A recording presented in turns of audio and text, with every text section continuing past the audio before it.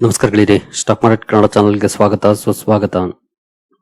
ಗೆಳೆಯರಿ, ವಿಡಿಯೋದಲ್ಲಿ ನಮ್ಮ ಮಾರ್ಕೆಟ್ಗೆ ಸಂಬಂಧಪಟ್ಟಂತೆ ಇವತ್ತು ಬಂದಂತಹ ಬ್ರೇಕಿಂಗ್ ಸುದ್ದಿಗಳನ್ನ ತಿಳ್ಕೊಳ್ಳುವಂತ ಪ್ರಯತ್ನವನ್ನು ಮಾಡೋಣ. ಹಾಗೆ ಅಮೆರಿಕದಿಂದ ಇವತ್ತು ಒಂದು ಇಂಪಾರ್ಟೆಂಟ್ ಡೇಟಾ ರಿಲೀಸ್ ಆಗಬೇಕಿತ್ತು, ಆ ಡೇಟಾ ಕೂಡ ರಿಲೀಸ್ ಆಗಿದೆ, ಅದ್ರ ಬಗ್ಗೆ ಕೂಡ ತಿಳ್ಕೊಳ್ಳುವಂತ ಪ್ರಯತ್ನವನ್ನು ಮಾಡೋಣ. ಮೊದಲಿಗೆ ಡಿಸ್ಕ್ಲೇಮರ್ ಕೊಡ್ಲಿಕ್ಕೆ ಇಷ್ಟಪಡ್ತೀನಿ. ಇಲ್ಲಿ ಕವರ್ ಮಾಡ್ತಿರುವಂತ ಯಾವುದೇ ಸ್ಟಾಕ್ ಅನ್ನು ಕೂಡ ರೆಕಮೆಂಡ್ ಮಾಡ್ತಿಲ್ಲ. ನೀವು ಫರ್ದರ್ ಸ್ಟಡಿ ಮೆಡಿಟೇಷನ್ ತಗೊಳ್ಬಹುದು. ಆಸ್ ಎಜುಕೇಶನಲ್ ಪರ್ಪಸ್ ನಾನು ವಿಡಿಯೋ ಮುಂದೆ ತರ್ತಾ ಇದ್ದೀನಿ.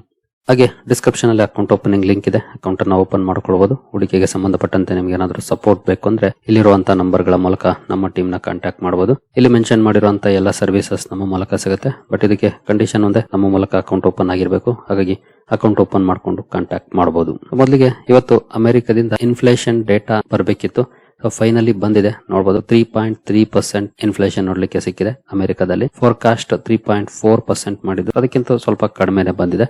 ಬಟ್ ಪ್ರೀವಿಯಸ್ ಹೋಲಿಸಿದ್ರೆ ಜಾಸ್ತಿ ಆಗಿದೆ ಇನ್ಫ್ಲೇಷನ್. ನಿನ್ನೆ ಜಿಡಿಪಿ ಡೇಟಾ ರಿಲೀಸ್ ಆಗಿತ್ತು, ಇವತ್ತು ಇನ್ಫ್ಲೇಷನ್ ಡೇಟಾ ರಿಲೀಸ್ ಆಗಿದೆ. ನೋಡಬಹುದು ಹಿಂದಿನ ಸಲ 2.4% ಬಂದಿತ್ತು, ಈಗ 3.3% ಬಂದಿದೆ. ಅಂದ್ರೆ ನಿಯರ್ಲಿ 1% ಇನ್ಫ್ಲೇಷನ್ ಜಾಸ್ತಿ ಆಗಿದೆ. ಅಂದ್ರೆ ಕ್ಲಿಯರ್ ಆಗಿ ಕಾಣ್ತಾ ಇದೆ ಮಿಡ್ಲ್ ಈಸ್ಟ್ ಕಾನ್ಫ್ಲಿಕ್ಟ್ ಇನ್ಫ್ಲೇಷನ್ ಅನ್ನು ಜಾಸ್ತಿ ಮಾಡಿದೆ ಅಂತ. ನಮ್ಮಲ್ಲೂ ಕೂಡ ಜಾಸ್ತಿ ಆಗಿರುತ್ತೆ. ಅದರ ಡೇಟಾ ನಮಗೆ ಸೋಮವಾರ ನೋಡ್ಲಿಕ್ಕೆ ಸಿಗುತ್ತೆ. ನೋಡೋಣ ಎಷ್ಟು ಬರುತ್ತೆ ಅಂತ. ಎಕ್ಸ್ಪೆಕ್ಟೇಷನ್ ಅಂತೂ ಸ್ವಲ್ಪ ಜಾಸ್ತಿ ಆಗಿರೋ ತರ ಇದೆ, ಬಟ್ ನೋಡೋಣ. ಇನ್ನು ಅಮೆರಿಕನ್ ಮಾರ್ಕೆಟ್ ಅಲ್ಲಿ ಯಾವ ರೀತಿ ಪರ್ಫಾರ್ಮೆನ್ಸ್ ಬರ್ತಾ ಇದೆ ಈ ಡೇಟಾ ರಿಲೀಸ್ ಆದ್ಮೇಲೆ ಅಂತ ನೋಡೋದಾದ್ರೆ, ಮೊದಲಿಗೆ ಓಪನಿಂಗ್ ಫ್ಲಾಟ್ ಆಗಿದೆ, ಬಟ್ ನಂತರ ಡೌನ್ ಆಗಿದೆ, ಮತ್ತೆ ಒಂದಷ್ಟು ರಿಕವರ್ ಆಗಿದೆ.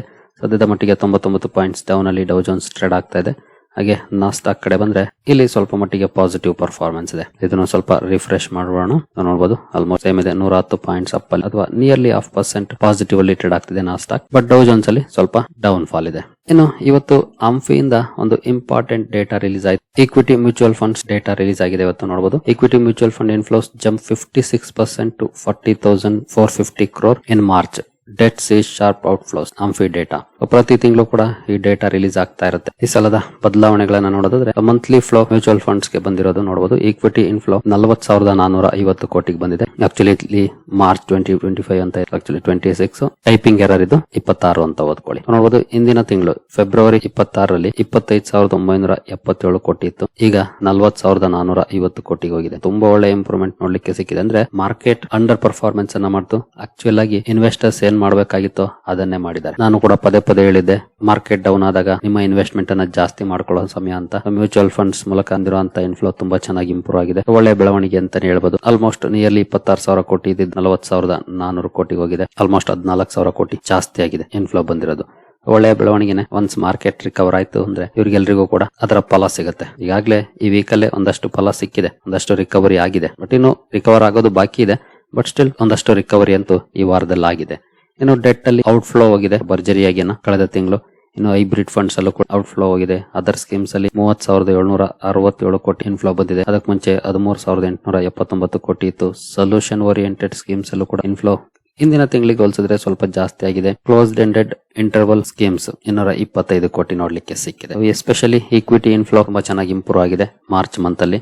ಇನ್ನು ಮಂತ್ಲಿ ಫ್ಲೋ ಎಲ್ಲಿ ಜಾಸ್ತಿ ಇದೆ ಈಕ್ವಿಟಿ ಓರಿಯೆಂಟೆಡ್ ಸ್ಕೀಮ್ಸ್ ಅಲ್ಲಿ ಅಂತ ನೋಡೋದಾದ್ರೆ, ಮಲ್ಟಿ ಕ್ಯಾಪ್ಸ್ ಅಲ್ಲಿ ನೋಡಬಹುದು ಪರ್ಫಾರ್ಮೆನ್ಸ್ ತುಂಬಾ ಚೆನ್ನಾಗಿ ಇಂಪ್ರೂವ್ ಆಗಿದೆ. 1,995 ಅಥವಾ ನಿಯರ್ಲಿ 2,000 ಕೋಟಿ ಇದ್ದಿದ್ದು 2,981 ಕೋಟಿ, ಅಂದ್ರೆ ನಿಯರ್ಲಿ 1,000 ಕೋಟಿ ಜಾಸ್ತಿ ಆಗಿದೆ ಇನ್ಫ್ಲೋ. ಲಾರ್ಜ್ ಕ್ಯಾಪ್ ಫಂಡ್ಸ್ ಅಲ್ಲಿ ಇನ್ಫ್ಲೋ ಜಾಸ್ತಿ ಆಗಿದೆ ಜಾನ್ ಫೆಬ್ ಹೋಲಿಸಿದ್ರೆ ಮಾರ್ಚ್ ಅಲ್ಲಿ. ಇನ್ನು large and mid cap funds ಅಲ್ಲೂ ಕೂಡ ಇನ್ಫ್ಲೋ ಜಾಸ್ತಿ ಆಗಿದೆ. ಮಿಡ್ ಕ್ಯಾಪ್ ಫಂಡ್ಸ್ ಅಲ್ಲಿ ಜಾಸ್ತಿ ಆಗಿದೆ. ಇದು ಕೂಡ ಒಳ್ಳೆಯ ಬೆಳವಣಿಗೆನೆ, ಯಾಕಂದ್ರೆ ತುಂಬಾನೇ ಅಂಡರ್ ಪರ್ಫಾರ್ಮೆನ್ಸ್ ಅನ್ನ ಮಾಡಿದ್ವು. ಸ್ಮಾಲ್ ಕ್ಯಾಪ್ ಫಂಡ್ಸ್ ಅಲ್ಲೂ ಕೂಡ ಜಾಸ್ತಿ ಆಗಿದೆ ಇನ್ಫ್ಲೋ. ಡಿವಿಡೆಂಡ್ ಈಲ್ಡ್ ಫಂಡ್ಸ್ ಅಲ್ಲಿ ಔಟ್ ಫ್ಲೋ ಹೋಗಿದೆ. ವ್ಯಾಲ್ಯೂ ಫಂಡ್ಸ್ ಅಲ್ಲಿ ಇನ್ಫ್ಲೋ ಚೆನ್ನಾಗಿ ಇಂಪ್ರೂವ್ ಆಗಿದೆ. ನೋಡಬಹುದು 992,727 ಕೋಟಿ ಇದ್ದದ್ದು 2,155 ಕೋಟಿ ಆಗಿದೆ. ಫೋಕಸ್ಡ್ ಫಂಡ್ಸ್ ಅಲ್ಲೂ ಕೂಡ ಇನ್ಫ್ಲೋ ಜಾಸ್ತಿ ಆಗಿದೆ. ಸೆಕ್ಟೋರಲ್ ಅಂಡ್ ಥಮ್ಯಾಟಿಕ್ ಫಂಡ್ಸ್ ಅಲ್ಲಿ ಲಾಸ್ಟ್ ಮಂತ್ ಗೆ ಕಂಪೇರ್ ಮಾಡಿದ್ರೆ ಕಡಿಮೆ ಆಗಿದೆ, ಬಟ್ ಜನವರಿ ಕಂಪೇರ್ ಮಾಡಿದ್ರೆ ಜಾಸ್ತಿ ಆಗಿದೆ. LSS ಫಂಡ್ಸ್ ಅಲ್ಲಿ ಔಟ್ ಫ್ಲೋ ಹೋಗಿದೆ. ಫ್ಲೆಕ್ಸಿ ಕ್ಯಾಪ್ ಫಂಡ್ಸ್ ಅಲ್ಲೂ ಕೂಡ ಇನ್ಫ್ಲೋ ಚೆನ್ನಾಗಿದೆ, ತುಂಬಾ ಚೆನ್ನಾಗಿ ಇಂಪ್ರೂವ್ ಆಗಿದೆ ಅಂತ ಹೇಳ್ಬೋದು. ಯಾಕಂದ್ರೆ 7,600 6,900 ಇದ್ದು 10,000 ಕ್ರಾಸ್ ಮಾಡಿದೆ, 10,000 ಕೋಟಿ ಕ್ರಾಸ್ ಮಾಡಿದೆ. ಒಟ್ಟಿನಲ್ಲಿ ಎಲ್ಲಾ ಕಡೆ ಇಂಪ್ರೂವ್ಮೆಂಟ್ ಇದೆ. ಜನ ಭಯ ಪಡೋದಕ್ಕಿಂತ ಕಾನ್ಫಿಡೆಂಟ್ ಆಗಿ ಇನ್ವೆಸ್ಟ್ ಮಾಡಿದ್ದಾರೆ ಮಾರ್ಕೆಟ್ ಅಲ್ಲಿ, ಎಸ್ಪೆಷಲಿ ಮಾರ್ಚ್ ಮಂತ್ ಅಲ್ಲಿ. ಇದು ಒಳ್ಳೆಯ ಬೆಳವಣಿಗೆ ಅಂತಾನೆ ಹೇಳ್ಬೋದು ಈ ಇನ್ಫ್ಲೋನ ನೋಡಿದ್ರೆ. ಇನ್ನು income and debt oriented schemes ಅಲ್ಲಿ ಯಾವ ರೀತಿ ಬದಲಾವಣೆಗಳಾಗಿದೆ ಅನ್ನೋದನ್ನ ಇಲ್ಲಿ ಒಂದ್ಸಲ ನೋಡ್ಕೊಳ್ಬಹುದು. ಒಂದಷ್ಟು ಕಡೆ ಔಟ್ ಫ್ಲೋ ಹೋಗಿದೆ, ಒಂದಷ್ಟು ಕಡೆ ಇನ್ಫ್ಲೋ ಇದೆ. But income and debt oriented schemes ಅಲ್ಲಿ ಹೆಚ್ಚಿನ ಪ್ರಮಾಣದಲ್ಲಿ ಔಟ್ ಫ್ಲೋನೇ ಇದೆ, ಇನ್ಫ್ಲೋ ಏನ್ ಜಾಸ್ತಿ ಇಲ್ಲ ಅಂತಾನೆ ಹೇಳ್ಬೋದು. ಇನ್ನು SIP ಕಾಂಟ್ರಿಬ್ಯೂಷನ್ ಗೆ ಬಂದ್ರೆ ನೋಡಬಹುದು, SIP ಕಾಂಟ್ರಿಬ್ಯೂಷನ್ ಕೂಡ ತುಂಬಾ ಚೆನ್ನಾಗಿ ಇಂಪ್ರೂವ್ ಆಗಿದೆ. 32,087 ಕೋಟಿ ತಲುಪಿದೆ. ಹಿಂದಿನ ತಿಂಗಳು ಅಂದ್ರೆ ಫೆಬ್ರವರಿಯಲ್ಲಿ 29,845 ಕೋಟಿ ಇತ್ತು. ಜನವರಿಗೆ ಹೋಲಿಸಿದ್ರೆ ಸ್ವಲ್ಪ ಕಡಿಮೆ ಆಗಿತ್ತು, ಬಟ್ ಈ ಸಲ ಒಳ್ಳೆ ಇಂಪ್ರೂವ್ಮೆಂಟ್ ನೋಡ್ಲಿಕ್ಕೆ ಸಿಕ್ಕಿದೆ. SIP ಅನ್ನು ಕೂಡ ಜನ ಜಾಸ್ತಿ ಮಾಡಿದ್ದಾರೆ. ಇದು ಕೂಡ ಒಳ್ಳೆಯ ಬೆಳವಣಿಗೆ ಅಂತಾನೆ ಹೇಳ್ಬೋದು. ಜೊತೆಗೆ ಈ ವರ್ಷದಲ್ಲಿ ಅಂದ್ರೆ 2025-26 ಆರ್ಥಿಕ ವರ್ಷದಲ್ಲಿ 3.5 ಲಕ್ಷ ಕೋಟಿ ಆಗಿದೆ SIP ಇನ್ಫ್ಲೋ. ತುಂಬಾ ಒಳ್ಳೆ ಇನ್ಫ್ಲೋ ಬಂದಿದೆ ಅಂತಾನೆ ಹೇಳ್ಬೋದು. ಅದು 2016-17ರಲ್ಲಿ ನೋಡಬಹುದು ಬರೀ 43,921 ಕೋಟಿ ಇತ್ತು. ನಂತರ 67,000 ಕೋಟಿ, ಈಗ 3.5 ಲಕ್ಷ ಕೋಟಿ. ಹಿಂದಿನ ವರ್ಷ ಎಷ್ಟಿತ್ತು? 2,89,000 ಕೋಟಿ. ಅದನ್ನು ಕೂಡ ಕ್ರಾಸ್ ಮಾಡಿದೆ ಈ ವರ್ಷ. ತುಂಬಾ ಒಳ್ಳೆ ಡೆವಲಪ್ಮೆಂಟ್ ಅಂತ ಹೇಳ್ಬೋದು. ಯಾಕಂದ್ರೆ ಜನರಲಿ ಇನ್ವೆಸ್ಟ್ಮೆಂಟ್ ಮಾಡಬೇಕು ಅನ್ನೋ ಅವೇರ್ನೆಸ್ ಜಾಸ್ತಿ ಆಗ್ತಾ ಇದೆ. ಇದು ಒಳ್ಳೆಯ ಬೆಳವಣಿಗೆ ಇಂಡಿಯನ್ ಮಾರ್ಕೆಟ್ಗೂ ಕೂಡ, ಜೊತೆಗೆ ಇನ್ವೆಸ್ಟ್ ಮಾಡ್ತಿರೋಂತ ಜನರಿಗೂ ಕೂಡ. ನೀವೇನಾದ್ರೂ ಇನ್ವೆಸ್ಟ್ ಮಾಡ್ತಿದ್ರೆ ಖಂಡಿತ ಕಂಟಿನ್ಯೂ ಮಾಡಿ. ಇಮಿಡಿಯೇಟ್ಲಿ ನಿಮ್ಗೆ ಲಾಭ ಆಗದೆ ಇರಬಹುದು, ಖುಷಿ ಆಗದೆ ಇರಬಹುದು, ಬಟ್ 5-10 ಇಯರ್ಸ್ ಕಂಪ್ಲೀಟ್ ಮಾಡಿದೀರಿ ಅಂದ್ರೆ ಆಗ ಅದರ ಬೆಲೆ ನಿಮ್ಗೆ ಗೊತ್ತಾಗುತ್ತೆ. ಆಕ್ಚುಯಲ್ ಆಗಿ ಇನ್ವೆಸ್ಟ್ಮೆಂಟ್ ನ ವ್ಯಾಲ್ಯೂ ಗೊತ್ತಾಗದೆ 5 ವರ್ಷ ಕಂಪ್ಲೀಟ್ ಆದ್ಮೇಲೆ, 5 ವರ್ಷ ಆದ್ಮೇಲೆ, 6 ವರ್ಷ, 7 ವರ್ಷ, 8 ವರ್ಷ, ಎಷ್ಟು ಜಾಸ್ತಿ ದಿನ ಮಾರ್ಕೆಟ್ ಅಲ್ಲಿ ಇನ್ವೆಸ್ಟೆಡ್ ಆಗಿರ್ತಿರೋ ಅಷ್ಟು ಜಾಸ್ತಿ ರಿಟರ್ನ್ ಸಿಗುತ್ತೆ. ಕಂಪೌಂಡಿಂಗ್ ಆಗ್ತಾ ಇರುತ್ತೆ ನಿಮ್ಮ ವೆಲ್ತ್. ಬಿಗಿನಿಂಗ್ ಅಲ್ಲಿ ಕಡಿಮೆ ಲಾಭ ಬರೋದು, ಎಕ್ಸೈಟ್ಮೆಂಟ್ ಕಡಿಮೆ, ಬಟ್ ಬೆಳೀತಾ ಬೆಳೀತಾ ನೀವು ಸಮಯ ಕೊಡ್ತಾ ಹೋದಂಗೆ ತುಂಬಾನೇ ಚೆನ್ನಾಗಿ ಗ್ರೋ ಆಗುತ್ತೆ. ಹಾಗಾಗಿ ಆ ನಿಟ್ಟಿನಲ್ಲಿ ಇನ್ವೆಸ್ಟ್ ಮಾಡಿ. ಯಾವುದೇ ಕಾರಣಕ್ಕೂ ಶಾರ್ಟ್ ಟರ್ಮ್ ವಾಲಟಿಲಿಟಿಗೆ ತಲೆ ಕೆಡಿಸ್ಕೊಳಕ್ ಹೋಗ್ಬೇಡಿ. ಲಾಂಗ್ ಟರ್ಮ್ ಕಾನ್ಸಂಟ್ರೇಟ್ ಮಾಡಿ. ನೆಕ್ಸ್ಟ್ 10 ಇಯರ್ಸ್ ನಾನು ಇನ್ವೆಸ್ಟ್ ಮಾಡಬೇಕು ಅಂತ ಟಾರ್ಗೆಟ್ ಇಟ್ಕೊಂಡ್ಬಿಡಿ. Whatever it may be the situation, next 10 years ನಾನು ಇನ್ವೆಸ್ಟೆಡ್ ಆಗಿರಬೇಕು, ಇನ್ವೆಸ್ಟ್ಮೆಂಟ್ ಅನ್ನ ಮಾಡ್ತಾನೆ ಇರಬೇಕು ಅಂತ ಟಾರ್ಗೆಟ್ ಹಾಕೊಳ್ಳಿ. ಆಫ್ಟರ್ 10 ಇಯರ್ಸ್ ಖಂಡಿತ ನೀವು ಮಾಡಿದ ಡಿಸಿಷನ್ ಗೆ ನೀವು ಖುಷಿ ಪಡ್ತೀರಿ.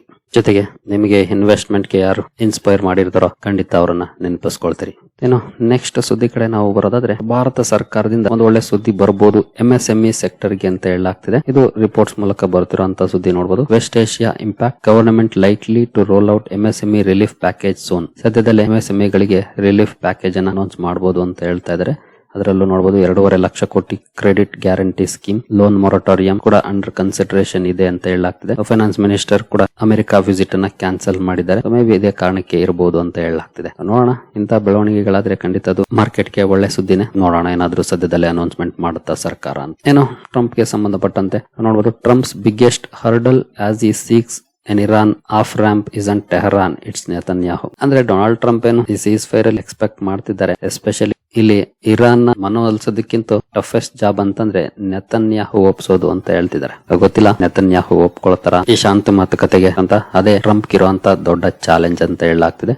ಈಗ ಇನ್ನು ಇತ್ತೀಚೆಗೆ ಅಮೆರಿಕದ ಸುಪ್ರೀಂ ಕೋರ್ಟ್ ಟ್ರಂಪ್ ಟ್ಯಾರಿಫ್ ಅನ್ನ ಇಲ್ಲಿಗಲ್ ಅಂತ ಹೇಳಿತ್ತು. ಆನಂತರ ಟ್ರಂಪ್ ಎಲ್ಲ ದೇಶಗಳ ಮೇಲೆ 10% ಟ್ಯಾರಿಫ್ ಅನ್ನ ಅನೌನ್ಸ್ ಮಾಡಿದ್ರು. ಈಗ ಆ 10% ಟ್ಯಾರಿಫ್ ಕೂಡ ಕೋರ್ಟ್ಗೆ ಹೋಗಿದೆ. Especially a group of 24 mostly democratic led states and 2 small businesses sued the Trump administration to stop new tariffs which went into effect on February 24. February 24ರಂದು ಜಾರಿಗೆ ಬಂದಿತ್ತು ಈ ಟ್ಯಾರಿಫ್. ಇದ್ರ ಬಗ್ಗೆ ಕೋರ್ಟ್ ಹೋಗಿದ್ದಾರೆ. ಜೊತೆಗೆ ಇದ್ರ ಬಗ್ಗೆ ಹಿಯರಿಂಗ್ ಕೂಡ ಸ್ಟಾರ್ಟ್ ಆಗ್ತಾ ಇದೆ ಈಗ ಅಮೆರಿಕದ ಕೋರ್ಟ್ ಅಲ್ಲಿ. ಇದು ಸುಪ್ರೀಂ ಕೋರ್ಟ್ ಅಲ್ಲ, ಟ್ರೇಡ್ ಕೋರ್ಟ್ ಅಲ್ಲಿ ನಡೀತಿರುವಂತದ್ದು. ಒಟ್ಟಿನಲ್ಲಿ ಟ್ರಂಪ್ 10% ಟ್ಯಾರಿಫ್ ಏನಿತ್ತು ಅದಕ್ಕೂ ಕೂಡ ಈಗ ಕೋರ್ಟ್ ಆರ್ಡರ್ ಬರ್ತಿದೆ.